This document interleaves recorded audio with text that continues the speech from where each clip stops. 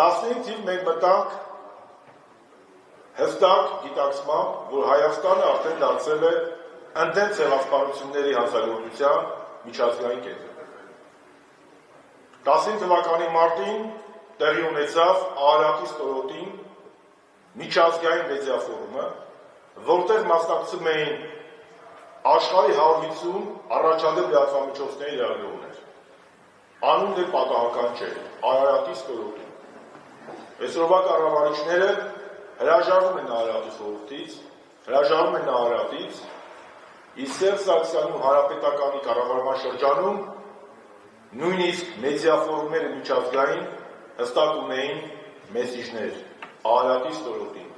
Արարատը բիբլիական լեռ է եւ Արարատը խորհրդանշում է մարդկության եւ հայ ազգի վերածնունդը։ Եվ Արարատի ստորոտին